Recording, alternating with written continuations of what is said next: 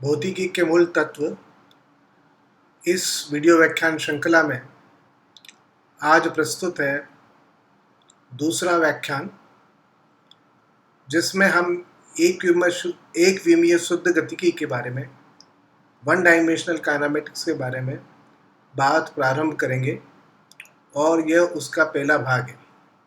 इस व्याख्यान में हम गणितीय आवश्यकताओं के बारे में चर्चा करेंगे, जिनका ज्ञान होना एक विमीय शुद्ध गतिकी को समझने के लिए और उसके लिए एक सैद्धांतिक ढांचे को निर्माण करने के लिए आवश्यक है। उन बिंदुओं पर चर्चा इस व्याख्यान में की जाएगी। मैं व्याख्यान की शुरुआत महान वैज्ञानिक रिचर्ड पी फैनमैन के इस कोटेशन के साथ करना चाहता हूँ, जिसका हिंदी अनुवाद यहाँ पर प्रस्तुत है। चीज़ों को जानने से घबराओ मत। मेरे पास अनुमानित उत्तर हैं और संभावित विश्वासों और विभिन्न धारणाओं के बारे में निश्चितता के विभिन्न स्तर हैं, लेकिन मैं किसी भी चीज़ के लिए बिल्कुल निश्चित नहीं हूँ। ऐसी कई चीज़ें हैं जिनके बारे में मुझे कुछ नहीं पता है। यह मुझे डराता नहीं है। हम इस वीडियो व्याख्यान श्रृंखला में भौतिकी के मूल तत्वों को समझने का प्रयास कर रहे हैं और हमारी स्थिति कुछ इसी तरह की हो सकती है कि बहुत सारी बिंदुओं के बारे में, तथ्यों के बारे में, धारणाओं के बारे में हमें कुछ पता नहीं है, लेकिन इन सब से डरने की या घबराने की आवश्यकता नहीं है। इस वीडियो व्याख्यान श्रृंखला में क्रमबद्ध तरीके से हम अपनी समझ को और ज्ञान को विकसित कर पाएंगे, यह मेरा मानना है। इस तरह से इस बिंदु के उल्लेख के बाद मैं चाहता हूं कि अब हम भौतिकी के मूल तत्वों या मूल सिद्धांतों को सीखने की यात्रा का प्रारंभ करते हैं। पिछला व्याख्यान तो प्रस्तावना था। अब एक सैद्धांतिक ढांचे के निर्माण के लिए हम प्रयास करेंगे और उसको समझने का प्रयत्न करेंगे।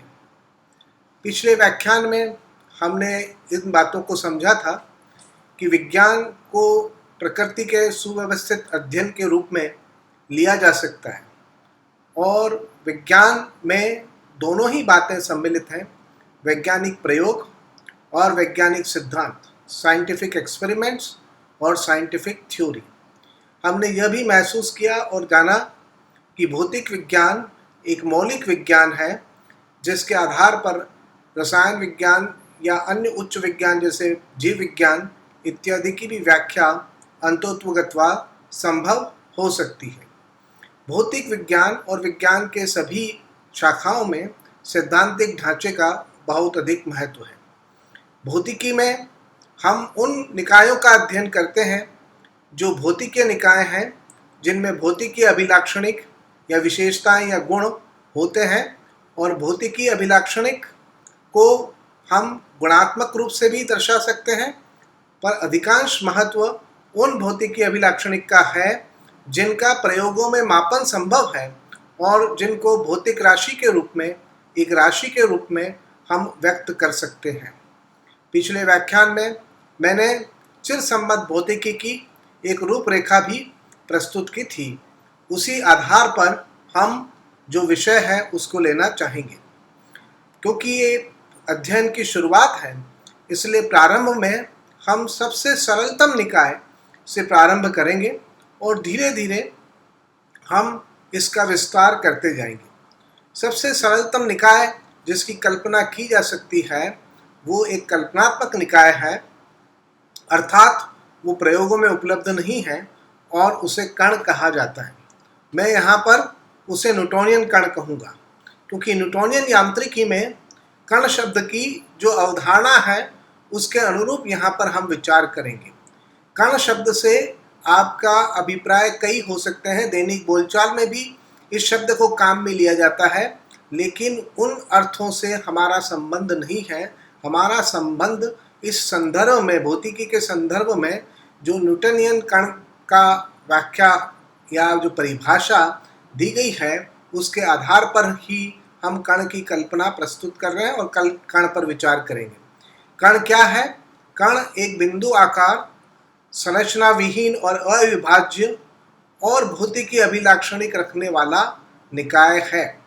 यहाँ पर ये बहुत स्पष्ट है, क्योंकि ये संरचना विहीन है, इसकी कोई संरचना नहीं है, इसलिए इसका वर्णन किसी अन्य उपनिकाय के स्वरूप में कर पाना संभव नहीं होगा, जैसा कि हम बाकी निकायों में कर सकते हैं, जिनके की संरचना होती है जो उपनिकायों से मिल करके बने होते हैं। तो ये एक संरचना विहीन और अविभाज्य निकाय है। दूसरी बात, जो इसका बिंदु आकार है और इस बिंदु आकार के कारण इसका प्रयोगों में अस्तित्व और उस पर प्रयोग कर पाना संभव नहीं हो सकता। ऐसे काल्पनिक निकाय का विचार हम क्यों कर रहे हैं, इस पर भी हम चर्चा करेंगे। और मुख्य कारण यही है कि आगे हम जिन वस्तुओं पर या पिंड पर हम विचार करेंगे जो कणों से मिलकर के बनी हुई है, उनकी व्याख्या, उनकी गति की व्याख्या, कण की जो शुद्ध गतिकी और गतिकी का निर्माण हम करेंगे उसके संदर्भ में या उसकी सहायता से की जा सकती है। और इस कण में जो तीसरी बात हमने कही है, भौतिक अभिलाक्षणिक का होना आवश्यक है, क्योंकि भौतिक अभिलाक्षणिक से ही भौतिकीय निकाय में हमारी भौतिक वैज्ञानिकों की अभिरुचि होती है। चलिए इसमें आगे बढ़ते हैं कि भौतिकीय निकाय में भौतिकीय अभिलाक्षणिक है, तो कौन सा भौतिकीय अभिलाक्षणिक न्यूटोनियन कण में हम मानते हैं। तो ये सबसे पहला जो मैं उदाहरण दे रहा हूँ कि हर कण का द्रव्यमान होता है। द्रव्यमान उस कण का एक नेज गुण है, इंट्रिंसिक प्रॉपर्टी है। और बाद में जब हम गतिकी पर पहुंचेंगे तब हम ये समझ पाएंगे कि द्रव्यमान एक कण में पाए जाने वाले गतिकी के अंदर जो उसके व्यवहार का में जो परिलक्षित होता है, उस गुण जिसको कि जड़त्व का गुण कहते हैं, उसका माप रेक्टिलिनियर मोशन या सरल रैखिक गति में द्रव्यमान है। और द्रव्यमान एक इंट्रिंसिक या नेज गुण है। लेकिन जिस सैद्धांतिक ढांचे का हम सृजन करेंगे कण की शुद्ध गतिकी को समझने के लिए, उस सैद्धांतिक ढांचे में अन्य राशियां भी हम परिभाषित करेंगे जो कण से संबंधित होंगी। वे राशियां बाह्य गुण हैं या एक्सट्रिंसिक प्रॉपर्टीज हैं, और उनको परिभाषित करना आवश्यक है ताकि उनके संदर्भ में, उनकी सहायता से हम कण की शुद्ध गतिकी को समझ सकें। कल्पनात्मक निकाय जिसे कण कहा गया है, उसकी कई प्रकार की गति हो सकती है।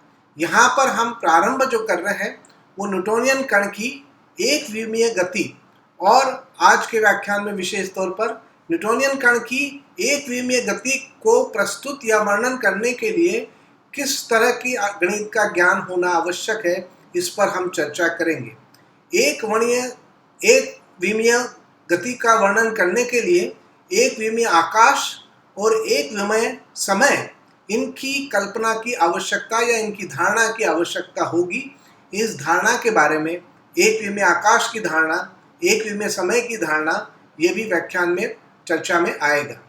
एक सरल रैखिक कण की शुद्ध गति की काइनेमेटिक्स और गतिकी का अर्थ डायनामिक्स के रूप में मैं अपने व्याख्यान में ले रहा हूँ। काइनेमेटिक्स के वर्णन करने के बाद हम उन बिंदुओं को भी शामिल करेंगे जिससे इसे गतिकी में रूपांतरित किया जा सके। तो एक सरल रेखीय कण गतिकी की शुद्ध गतिकी की चर्चा प्रारंभ करने के लिए हमें वही उदाहरण लेना है, जो वही रूपरेखा काम में लेनी है जिसकी चर्चा मैंने पिछले व्याख्यान में कही थी, चिरसम्मत भौतिकी की रूपरेखा। अर्थात ये जो नेचुरल सिस्टम है, जिसको मैं एक काल्पनिक नेचुरल सिस्टम है जिसको मैं कण कह रहा हूँ, उस कण को एक फॉर्मल सिस्टम पर निरूपित करना पड़ेगा, इनकोड करना पड़ेगा, और उसके बाद उसके व्यवहार को जो ये फॉर्मल सिस्टम में, यानी जो सैद्धांतिक ढांचा है, उसके आधार पर हम विश्लेषण करेंगे। यहाँ पर उदाहरण के तौर पर हम किसी वस्तु की ऊंचाई h से गिरने की घटना को लेंगे। ये एक प्राकृतिक घटना है कि एक वस्तु जो h ऊंचाई पर है उसे वहाँ पर छोड़ दिया जाता है, तो वो ऊर्ध्वाधर नीचे की तरफ गति करते हुए पृथ्वी की सतह से टकराती है। तो इस प्रकार की उदाहरण का, क्योंकि इसमें एक सरल रेखा में लगभग गति होती है ऊर्ध्वाधर नीचे की तरफ, ये मानते हुए हम इसका विश्लेषण करने के लिए शुद्ध गतिकी का विकास करेंगे। अब ये क्यों चूज किया गया है कल्पनात्मक कण? वैसे भी अध्ययन में सरलतम निकाय को चूज करने का जो कारण है कि उसमें जो गणितीय संरचना होगी वो भी सरल होगी, और एक बार कुछ सैद्धांतिक अवधारणाएं प्रस्तुत कर दी जाएं, उसके बाद आगे आने वाले क्रम में हम नई नई अवधारणाओं को हमारे सैद्धांतिक ढांचे में जोड़ सकते हैं, और साथ ही नवीन गणित के प्रयोग का भी हम करके और विश्लेषण को निखार सकते हैं। वास्तविक निकाय के व्यवहार के आधार पर हम कई वास्तविक निकाय का व्यवहार जो है वो इस कण के व्यवहार के आधार के ऊपर समझ सकते हैं। जैसे कि बाद में हमें पता चलेगा कि दृढ़ पिंड, एक दृढ़ पिंड की सरल रैखिक गति इस तरह से वर्णन की जा सकती है कि वो दृढ़ पिंड का एक कण के तुल्य है ये गति, जिसका कि द्रव्यमान, उस कण का द्रव्यमान दृढ़ पिंड के द्रव्यमान के बराबर है, और जो उस बिंदु पर स्थित है जहां पर कि द्रव्यमान केंद्र दृढ़ पिंड का है। लेकिन ये बात बाद में समझ में आएगी, क्योंकि इसमें हमें दो नवीन अवधारणाओं को और समझना होगा कि किसे दृढ़ पिंड कहते हैं और किसे द्रव्यमान केंद्र कहते हैं। लेकिन मैंने यहाँ पर इस बात का उल्लेख इसीलिए किया है कि यह स्पष्ट रहे कि दृढ़ पिंड की गति की व्याख्या करने में कण गतिकी के जो विचार हम बना रहे हैं, विकसित कर रहे हैं, उनका बहुत अधिक महत्व होगा। और एक बार हम सरल रैखिक गति को समझ जाएंगे तो उसके बाद गति के अन्य प्रकार हैं, जैसे कि घूर्णी गति, और घूर्णी गति और सरल रैखिक गति दोनों के मिश्रण से कई प्रकार की संभावनाएं बनती हैं। उस प्रकार की गति का भी अध्ययन हम सैद्धांतिक ढांचे के जरिए कर पाएंगे, यही हमारा उद्देश्य है। अब कल्पनात्मक निकाय कण जो हमने लिया है, एक विमा में कण, एक पिंड जिसको कि h ऊंचाई से गिराया जा रहा है और वो अपनी ऊर्ध्वाधर नीचे गति करते हुए जमीन को स्पर्श करता है, इस बात पर हम यहाँ पर एक सैद्धांतिक ढांचा बना करके और इस घटना को या नेचुरल फिनोमिनन को या घटना को, जिसको कि हम कहते हैं कि गुरुत्वाकर्षण के कारण घटित होने वाली घटना है, इसको समझने का प्रयास करेंगे। लेकिन यहाँ बात ये आपको ध्यान रखनी होगी कि जब वास्तविक निकाय का अध्ययन किया जाए और किसी वस्तु को h ऊंचाई से गिराया जाता है, तो उसके प्रायोगिक अध्ययन में हमें कई बातों को ध्यान में रखना होगा, क्योंकि इस पहले उदाहरण में हम ये मान करके चल रहे हैं कि वस्तु को कण के रूप में मान करके और एक फॉर्मल सिस्टम बिंदु पर उसकी स्थिति को दर्शाया जा सकता है। लेकिन अगर कोई वस्तु जो गिर रही है, वो गिरने के दौरान अगर उसमें विस्फोट हो जाता है और वो विखंडित हो जाती है, तो ऐसी स्थिति में उस प्रकार जो गति होगी उसकी व्याख्या हमारे द्वारा जो विकसित सैद्धांतिक ढांचा है उसमें संभव नहीं होगी। इसी तरह से हम यहाँ पर कई बातों को मानेंगे और उसमें से यह भी मान करके चल रहा है कि हमारी रुचि जब वस्तु को h ऊंचाई पर से छोड़ा जाता है, से लगा करके उसके पृथ्वी में को जब टच करती है, स्पर्श करती है, वहीं तक है। जो पृथ्वी से टकराने के समय वो घटना होगी वो अभी हमारे विषय का या अध्ययन का केंद्र नहीं है। तो इतनी सीमित समझ प्राकृतिक घटना की एक काल्पनिक निकाय के लिए व्याख्या कैसे की जा सकती है, उसके लिए किन किन गणित का ज्ञान आपको होना आवश्यक है। और सौभाग्य की बात यह है कि वो सारा ज्ञान आप स्कूल की प्रारंभिक कक्षाओं में ही प्राप्त कर चुके हैं, लेकिन मेरा यहाँ कर्तव्य है कि मैं उनका उल्लेख करूं ताकि आप उनसे रिकलेक्ट करें और आवश्यक हो तो उनके बारे में आगे अगर कोई आपको पुस्तकें आपके पास हैं तो यथासंभव जहाँ पर भी आवश्यकता हो आप उनका इस्तेमाल कर सकते हैं। हम जानते हैं कि हमारा जो देखने का विजन है वो उस त्रिविमीय है, 3 डायमेंशनल है। त्रिविमीय भौतिक जितनी भी वस्तुएं हमें दिखाई देती हैं हमारे वातावरण में आसपास, चाहे वो एक सेब फल हो, चाहे कोई भी ऑब्जेक्ट हो जो आपके कमरे में स्थित है, वो सभी त्रिविमीय हैं। कुछ रेगुलर बॉडीज के चित्र इस स्लाइड के अंदर दिए गए हैं, ये सभी त्रिविमीय रिजल्ट बॉडीज हैं और ये त्रिविमीय भौतिक वस्तुएं हैं। इन त्रिविमीय भौतिक वस्तुओं का एक निश्चित आयतन होता है और इनका एक निश्चित सतह का क्षेत्रफल होता है। इस प्रकार के चीज़ों की कल्पना की जा सकती है इनके लिए। तो त्रिविमीय वस्तुएं, उनसे हम परिचित हैं। लेकिन कुछ वस्तुएं ऐसी होती हैं जिनमें कि एक विमा, जिसको ज़्यादातर मोटाई कह दें, तो मोटाई को हम अनदेखा कर सकते हैं, उसका मान बहुत नगण्य या अल्प होगा और उसके कारण हम इस प्रकार की वस्तुओं के व्यवहार और उनके विश्लेषण के लिए उनको द्विविमीय मान करके चल सकते हैं। यहाँ पर चित्र में कई इस प्रकार के द्विविमीय वस्तुओं का हमने उल्लेख किया है, जैसे कि एक पापड़ जो बाजार में मिलता है वो एक द्विविमीय माना जा सकता है, क्योंकि पापड़ की मोटाई जो है वो उसकी त्रिज्या की तुलना में बहुत ही कम होती है। इस प्रकार की वस्तुओं का वास्तव में तो आयतन होता है, लेकिन आयतन को नगण्य मान सकते हैं क्योंकि मोटाई नगण्य है, और लेकिन उनके निश्चित एक सतह क्षेत्रफल होगा और उसका महत्व होगा। फिर कुछ वस्तुएं एक विमीय भी होती हैं, जैसे कि एक तार का टुकड़ा है। ये एक तार का टुकड़ा एक विमीय है क्योंकि इसमें दो विमाएं, जिसको कि हम अनुप्रस्थ काट या क्रॉस सेक्शन जिसको कहते हैं, वो क्रॉस सेक्शन नगण्य हो सकता है। तार की लंबाई की तुलना में इसमें मान लीजिए ये तार सर्कुलर क्रॉस सेक्शन वृत्ताकार अनुप्रस्थ काट रखता है, तो उस वृत्त की त्रिज्या लंबाई की तुलना में बहुत बहुत कम है, तो इसलिए हम ये मान करके चल सकते हैं कि वो नगण्य है। और इस प्रकार की भौतिक वस्तुओं को हम एक विमीय भौतिक वस्तु कहेंगे।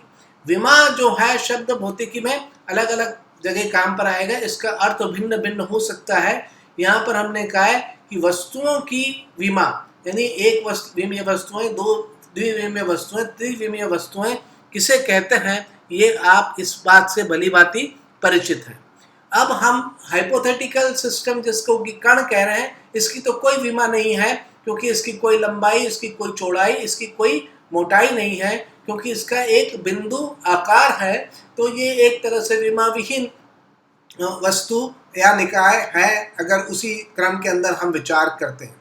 अब हमें यहाँ ये देखना होगा कि इस बिंदु आकार, इस संरचना विहीन भौतिक अभिलाक्षणिक रखने वाले कण की सरल रेखिक गतिकी की व्याख्या करने के लिए हमें क्या करना होगा।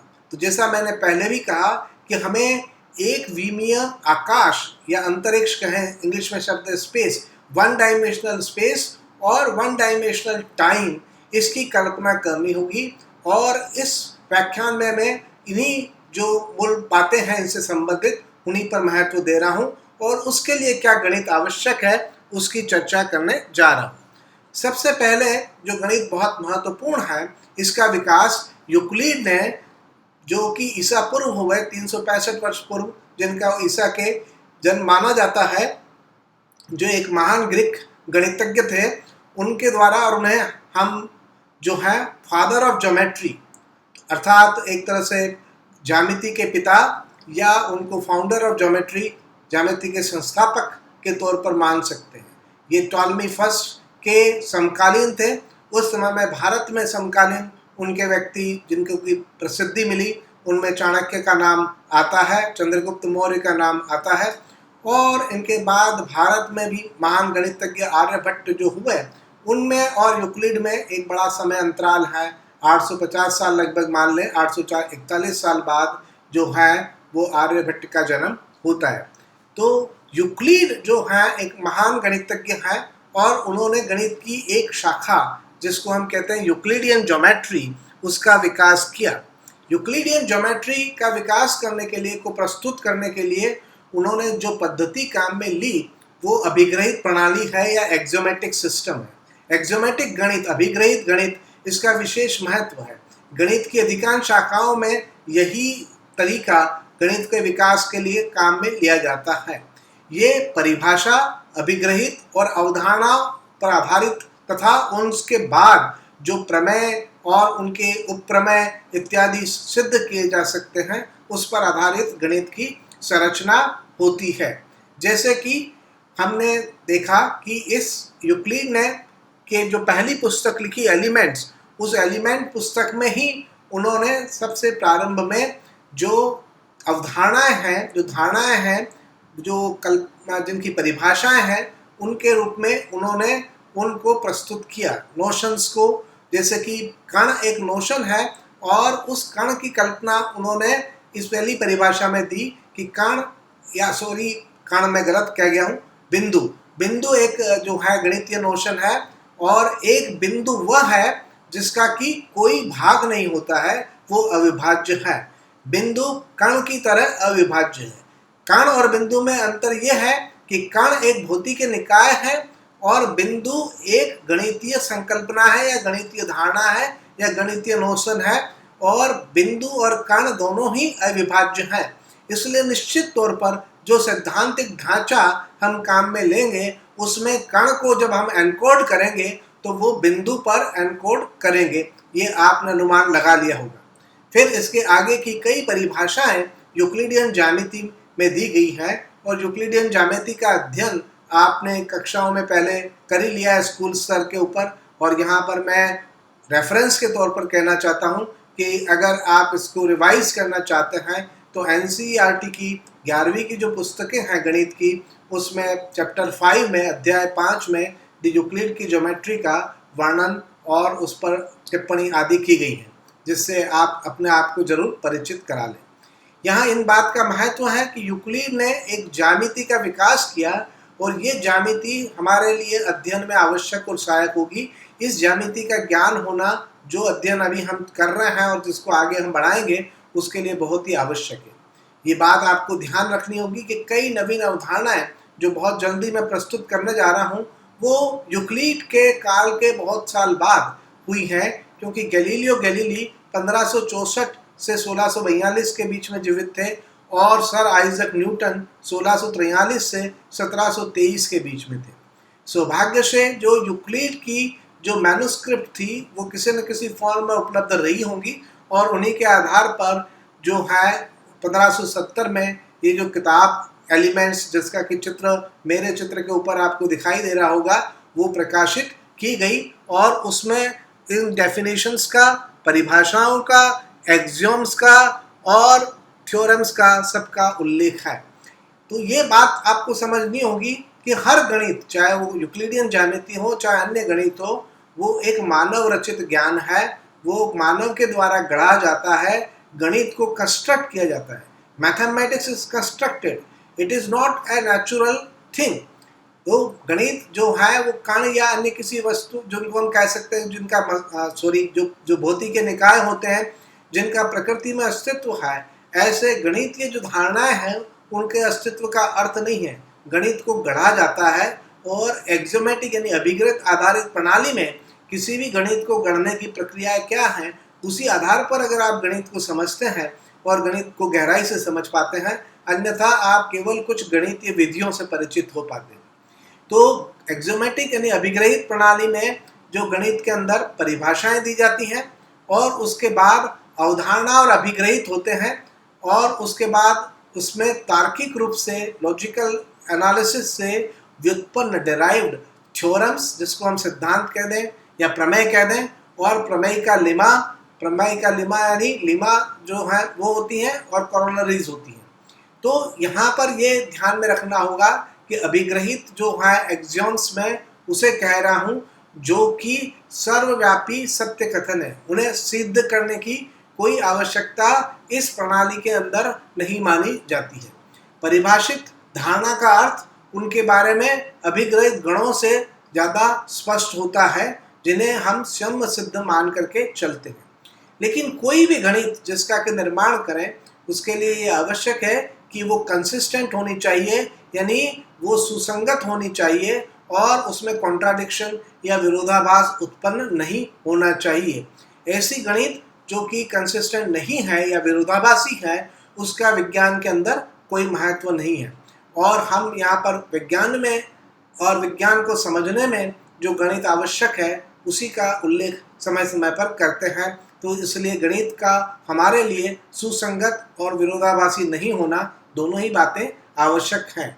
गणित प्राकृतिक विज्ञान के सैद्धांतिक विश्लेषण में, थ्योरेटिकल एनालिसिस में या थ्योरेटिकल ढांचे के निर्माण में बहुत ही उपयोगी है, जैसा आप समझ पाएंगे आने वाले समय में। अब हम यहाँ पर इन बिंदुओं को भी समझ लें कि गणित में जो अभिग्रहित प्रणाली है में कुछ या सभी अभिग्रहित का उपयोग तार्किक रूप से व्युत्पन्न प्रमेयों के लिए किया जा सकता है। एक अभिग्रत सिद्धांत ज्ञान का एक सुसंगत, अपेक्षाकृत आत्मनिहित पुंज है, पूरा कलेक्शन है। यूक्लिडियन ज्यामिति भी एक ज्ञान का एक निहित पुंज है और जिसे हम एक अभिग्रहित प्रणाली के आधार पर हमने यानी गणितज्ञों ने विकसित किया है और उस पूरे पुंज के आधार पर हम कह सकते हैं कि जो यूक्लिडियन ज्यामिति है वो एक विकसित विषय के तौर पर प्रस्तुत होता है।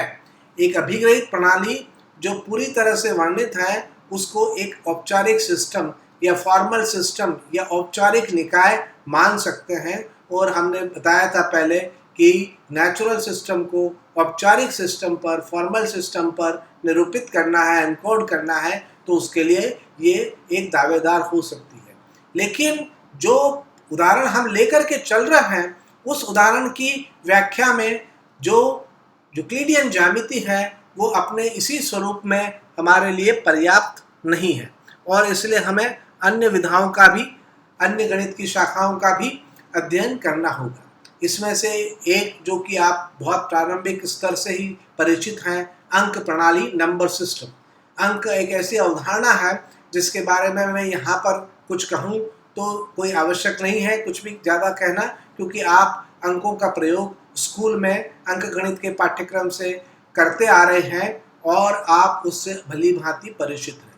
पर यह ऐतिहासिक उल्लेख यहाँ आवश्यक है कि अंकों की जो कल्पना है वो बहुत पुरानी है। ईसा से भी 4000 वर्ष पूर्व सुमेरियन सभ्यता में भी अंकों का जिक्र मिलता है और उनके यहाँ पर अंकों की एक प्रणाली नहीं थी, लगभग 12 अलग अलग प्रणाली जो है वो सुमेरियन सभ्यता की जो टैबलेट्स मिलती हैं उसके आधार पर अनुसंधानकर्ताओं ने ज्ञात की हैं।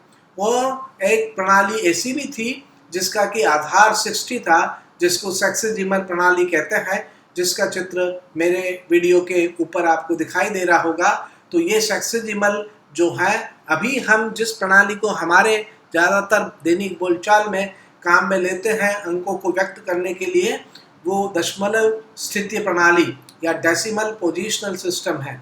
दशमलव स्थितीय प्रणाली डेसिमल पोजिशनल सिस्टम से आप भली भांति परिचित हैं, इसलिए मैं इसकी पूरी व्याख्या नहीं करूँगा। लेकिन शब्द दशमलव का जो जिस तरह से उसका प्रयोग होता है उसके आधार पर समझना होगा। डेसिमल सिस्टम एक बात है और डेसिमल जैसे हम कहते हैं कि एक पॉइंट जिसमें कि एक अंक को जो बताया जाता है तो एक पॉइंट बीच में होता है और पॉइंट के एक तरफ यानी दाहिनी तरफ जो हैं वो फ्रैक्शंस होते हैं और जो इधर हैं वो इकाई, दहाई और सैकड़ा और इस प्रकार के होते हैं और हर स्थिति उस बिंदु के इधर या उधर है, उस स्थिति का कुछ न कुछ एक स्थित मान होता है और उस मान के आधार पर उस अंक को समझा जा सकता है। और आप जानते हैं कि हर जो डिजिट है, डिजिट 10 है क्योंकि दशमलव पद्धति कह रहे हैं, 0 और फिर 1 से लगाकर 9 तक 10 डिजिट हैं। इन 10 डिजिट का ही प्रयोग करके हम विभिन्न अंकों की कल्पना एक श्रेणीबद्ध तरीके से करते हैं और जिस तरह से किसी अंक को व्यक्त किया जाता है या अभिव्यक्त किया जाता है उसमें ये स्पष्ट होता है कि वो अंक जो स्थान उसका जो है उसके दाहिनी तरफ जो है उससे उसका मान 10 गुना अधिक होता है, यानी इकाई से जो बाईं तरफ जो स्थित होगा वो मान 10 गुना अधिक दहाई का होगा और दहाई से जो बाईं तरफ स्थित होगा उसका मान भी 10 गुना अधिक होगा उससे, जिसे हम सैकड़ा गुना कहते हैं इत्यादि। इन सब बातों से आप परिचित हैं, इसलिए मैं इनका विस्तार से वर्णन करना यहाँ पर उचित नहीं मानता। गणित के प्रारंभिक पाठ्यक्रमों में आपने अन्य चीज़ों के बारे में भी जानकारी प्राप्त की है, जैसे प्राकृतिक संख्याएं। प्राकृतिक संख्याओं का जो है गिनती और क्रम दोनों के लिए उपयोग किया जाता है।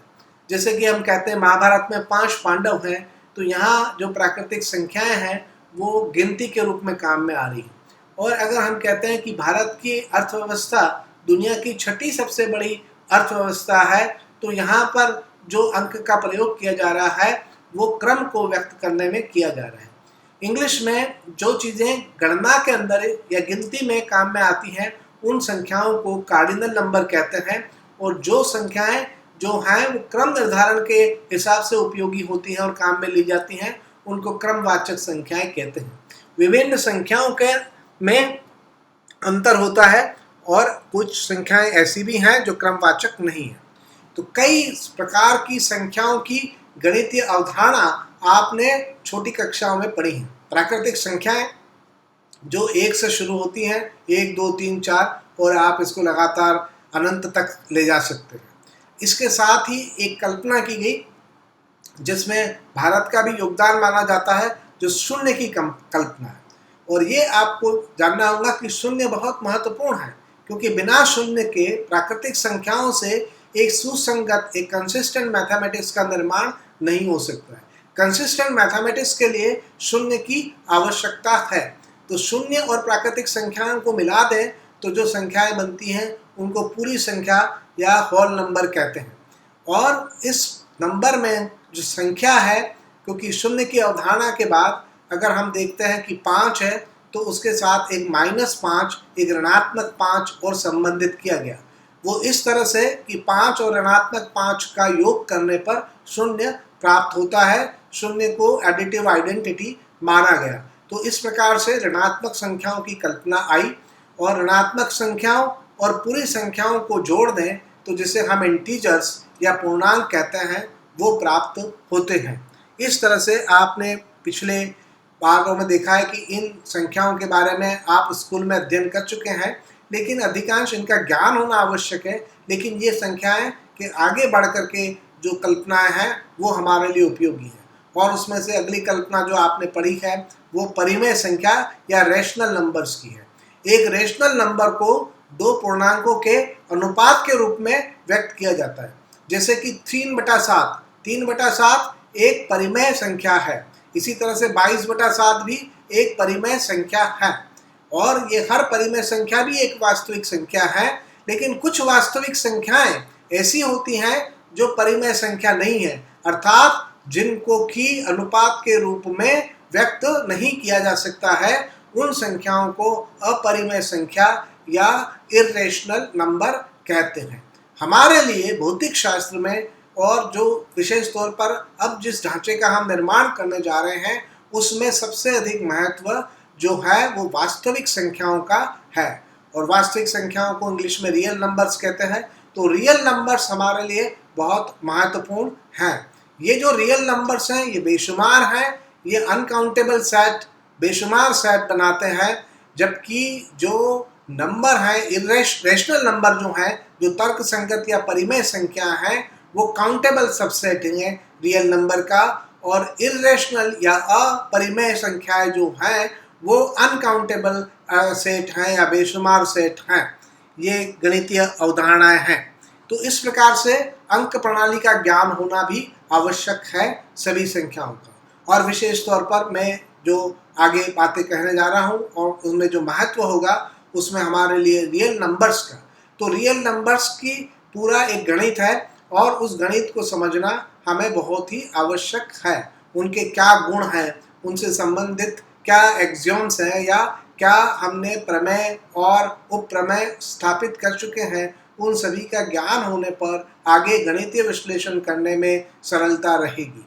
यद्यपि हमें जो रियल नंबर्स हैं उनसे भी आगे बढ़ना होगा, और हम आगे कुछ जब आधुनिक भौतिकी के पाठ्यक्रम आएंगे और यहाँ तक कि चिर सम्मत भौतिकी पाठ्यक्रमों के भी कुछ शाखाएं आएंगी जिनमें हमें कॉम्प्लेक्स नंबर्स या जटिल संख्याओं की आवश्यकता होती है। बट ये भी ना मान के चलें कि इस चित्र में जो मैंने संख्याएं बताई हैं उसी तरह की संख्याएं होती हैं।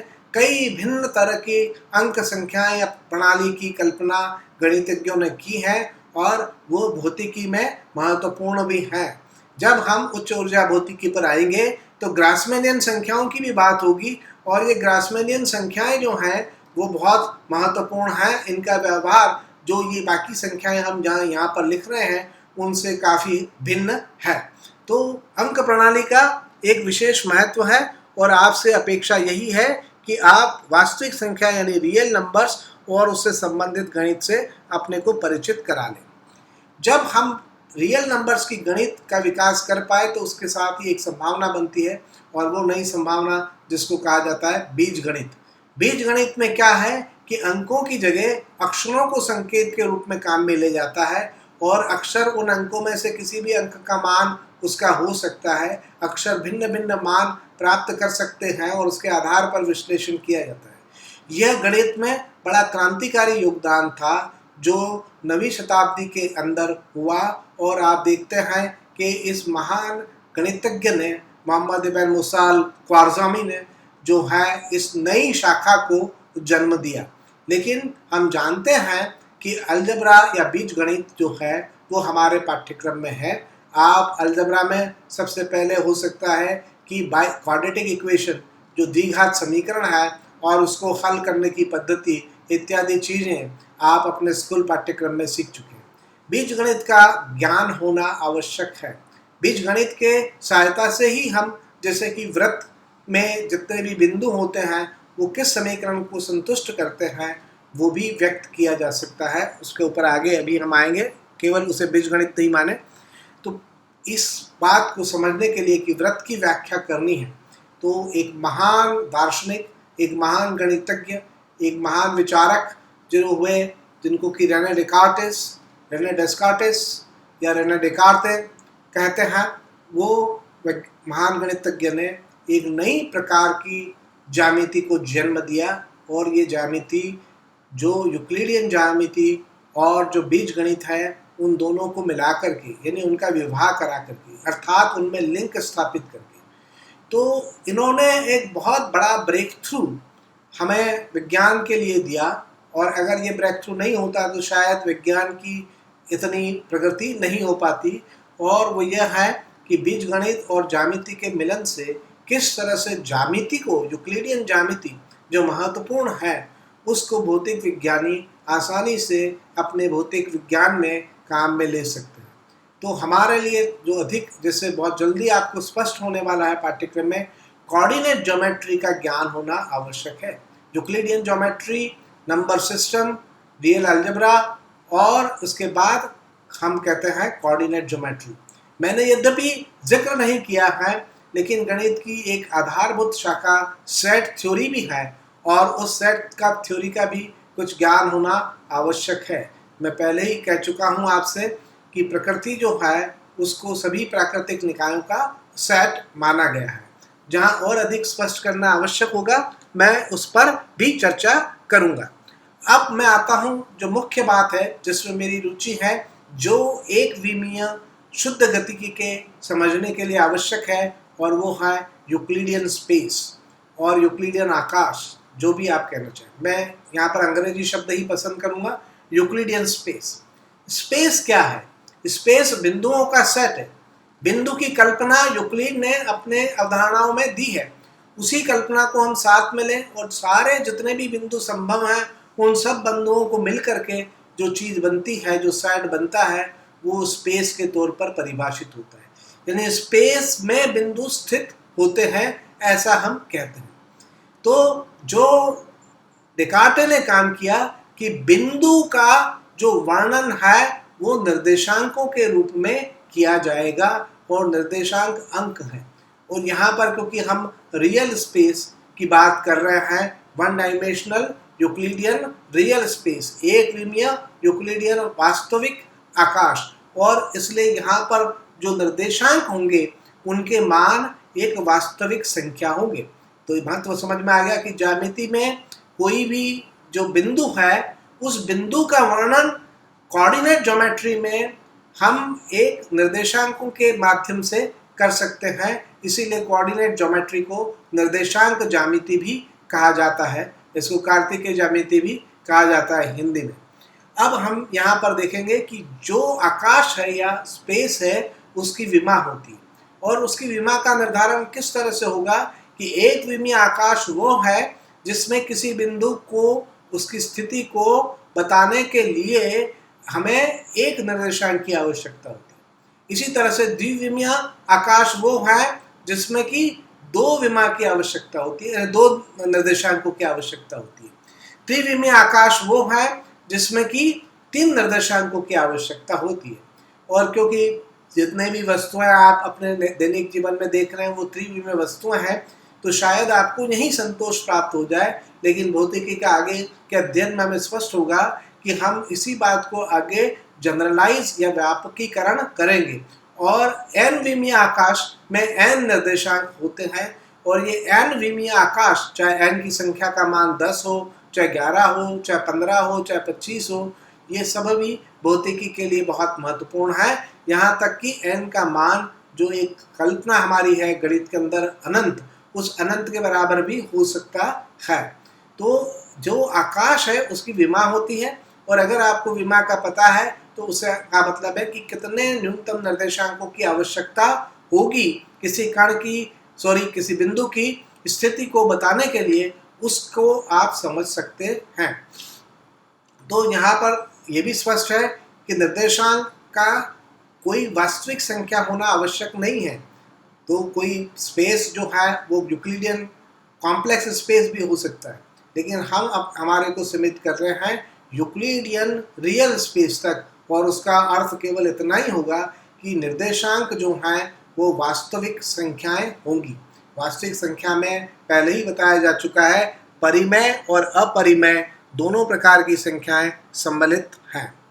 इसलिए हम इस आकाश को समझने के लिए जो हमारे लिए सबसे अधिक सहायक होगा, वो जो स्कूल के पाठ्यक्रम में आपने सीखा है कि वास्तविक संख्याओं को एक रेखा पर निरूपित किया जा सकता है, जिसको हम कहते हैं कि वास्तविक संख्याओं की रेखा, रियल लाइन। ये रियल लाइन जिस पर कि अलग अलग संख्याओं को, इस रियल लाइन पर हर बिंदु जो है वो किसी वास्तविक संख्या को निरूपित करता है। तो अब हम उस तरह की पद्धति को निर्देशांक के रूप में काम में ले सकते हैं। उसके लिए रियल लाइन में एक बिंदु पर हम 0 लिखते हैं, और उसके बाद नियमित अंतराल से हम जो है अन्य बिंदुओं के मार्क लगा लेते हैं, और हर बिंदु का मान फिर इससे गणना करके निकाला जा सकता है। इस रियल लाइन के बारे में आप अपने स्कूल के पाठ्यक्रम में अच्छी तरह से समझ चुके हैं, इसलिए मैं ज़्यादा व्याख्या नहीं करूँगा, लेकिन इस बात का महत्व प्रकट करूँगा कि रियल लाइन में 0 नंबर का महत्व है, क्योंकि वो मूल बिंदु है, उसका चयन करना होता है। और जो भी वास्तविक संख्याएं हैं, वो वास्तविक संख्याएं जो हैं वो क्रमबद्ध होती हैं। यानी अगर आप कोई 2 वास्तविक संख्याएं दे, तो उसमें निश्चित तौर पर यह निर्धारण किया जा सकता है कि a is greater than b, या a is less than b, या a इक्वल टू b। इन तीनों में से कोई ना कोई एक बात सत्य होगी, और इन बातों का अर्थ है यानी क्रम है। तो अर्थात हम कहते हैं यहाँ पर चित्र पर अगर a और b जो 2 बिंदु हैं, और b अगर दाहिनी तरफ पर स्थित है, तो हम कह सकते हैं a is less than b and और या b is greater than a। इस तरह की बात कही जा सकती है। और हम जानते हैं कि यहाँ पर जब हम बता रहे हैं तो वास्तविक संख्याओं में जो प्रक्रियाएं हैं गणित की, जोड़, बाकी, गुणा, भाग, इन सब से भी आप परिचित हैं। और 2 वास्तविक संख्याओं के बीच में जो अंतर होता है वो भी एक वास्तविक संख्या होती है, और 2 वास्तविक संख्याओं का जो योग होता है वो भी एक वास्तविक संख्या होती है। इस प्रकार की सभी प्रमेयों का अध्ययन आपने पाठ्यक्रमों में कर रखा है। पर यहाँ पर जो महत्वपूर्ण मेरे लिए है कि 2 वास्तविक बिंदु हैं वास्तविक रेखा के ऊपर, बिंदु A और B, जिनके निर्देशांक क्रमशः A और B है। तो उनके बीच की दूरी, ये एक परिभाषा हमने दी है कि एक विमीय आकाश को हम एक वास्तविक रेखा पर निरूपित करने का प्रयास करेंगे, और वास्तविक रेखा पर 2 बिंदु A और B हैं, और इन दोनों बिंदुओं के निर्देशांक स्मॉल a और स्मॉल b है। तो परिभाषा से उनके बीच की दूरी जो है, दोनों बिंदुओं के बीच की दूरी, वो modulus of a minus b से व्यक्त होगी। और मॉडुलस या नॉर्म जिसे हम कहते हैं, या मैग्नीट्यूड, वो हमेशा एक धनात्मक संख्या होती है। और इसलिए अगर मान लीजिए a का मान 2 है और b का मान पाई है, तो 2 माइनस पाई इसका मॉडुलस लेना होगा, और वो निश्चित तौर पर पाई माइनस 2 का मॉडुलस लें या 2 माइनस पाई का मॉडुलस लें, बराबर होगा। और वो जब हम देखते हैं कि पाई क्योंकि 2 से बड़ा है, तो 2 माइनस पाई तो ऋणात्मक संख्या है, लेकिन 2 माइनस पाई का जो मॉडुलस है वो एक धनात्मक संख्या है। इस मॉडुलस का, इस तरह से 2 बिंदुओं के बीच की दूरी को ज्ञात करने की पद्धति का हमारे आगे के बिंदुओं पर विशेष महत्व रहेगा, और इसके आधार पर निर्देशांक ज्यामिति को काम में लेते हुए और वास्तविक रेखा पर जो है एक यूक्लिडियन आकाश का निर्माण किया जा सकता है, और उसके आधार पर कण को समझा जा सकता है। तो मैं आज का व्याख्यान यहीं तक सीमित करना चाहूँगा कि आवश्यक गणित क्या क्या है। मैं पुनः दोहराऊं, जिसका कि ज्ञान होने पर ही आगे के व्याख्यान को समझना आसान हो पाएगा। कहीं पर कोई चीज़ मुझे लगेगा कि आवश्यक है तो उसकी व्याख्या वहाँ पर भी शामिल की जाएगी। अन्यथा इस व्याख्यान श्रृंखला में मैं ये मान कर चलूँगा कि आपको इन गणित की विधाओं का या शाखाओं का आपको ज्ञान है। समुच्चय सिद्धांत, set theory, Euclidean geometry, Euclidean ज्यामिति, नंबर सिस्टम्स, अंक प्रणाली, बीज गणित, निर्देशांक ज्यामिति और एक विमीय यूक्लिडियन आकाश, जिसके बारे में अभी अभी आपको परिचित कराया गया। इसके साथ ही मैं आज के इस व्याख्यान को समाप्त करना चाहूँगा। एक दो कोटेशंस में देना चाहता हूँ, दोनों गणित के ऊपर हैं। एक रेने डेकार्tes ने कहा है कि but in my opinion all things in nature occur mathematically. मेरी मान्यता में प्रकृति में सब कुछ गणितीय रूप से घटित होता है। बहुत बड़ी बात जो है वो रेने डेकार्tes ने गणित के बारे में कही है। कुछ लोग ये भी कहते हैं कि जो भी ज्ञान है वो सारा ज्ञान गणितीय रूप में अभिव्यक्त या व्यक्त होता है। दूसरा जो कोटेशन जो गणित के से संबंधित है और जो मैं यहाँ लेना चाहता हूँ, I think that modern physics has definitely decided in favour of Plato. In fact the smallest unit of matter are not physical objects in the ordinary sense. They are forms, ideas which can be expressed unambiguously only in mathematical language. So said Werner Heisenberg.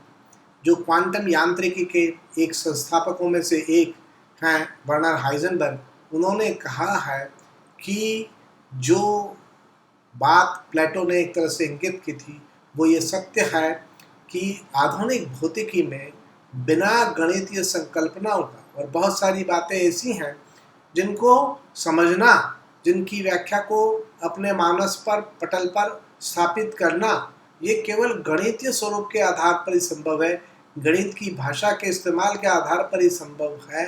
और अब विज्ञान का यानी आधुनिक विज्ञान का जो स्तर है उसमें गणित की भूमिका को हम नहीं नकार सकते।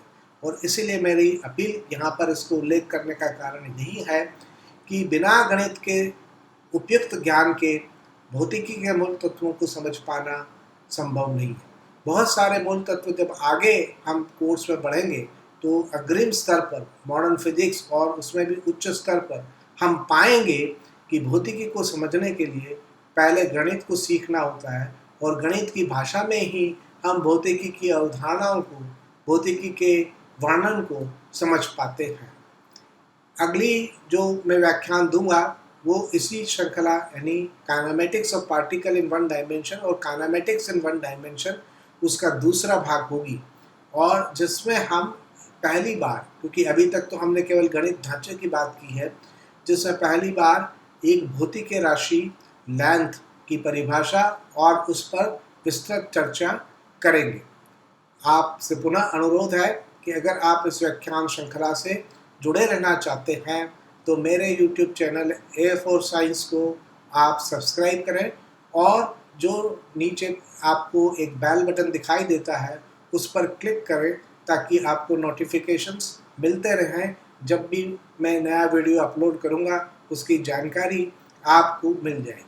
और पहले भी मैं स्पष्ट कर चुका हूं कि कल ही मैंने ये जो व्याख्यान है वो इंग्लिश में है अपनी चैनल पर प्रस्तुत किया है, अपलोड किया है, और इसलिए मैं इसको दोनों तरह से प्रस्तुत कर रहा हूँ, इंग्लिश लैंग्वेज में और साथ ही ये बाइलिंगुअल लैंग्वेज जिसको मैं कह रहा हूँ हिंदी अंग्रेजी के मिश्रित भाषा में इन व्याख्यान श्रृंखला को साथ साथ प्रस्तुत कर रहा हूँ। आशा है कि आप इस वीडियो को पसंद करेंगे और लाइक करेंगे और लाइक बटन को भी दबाएंगे।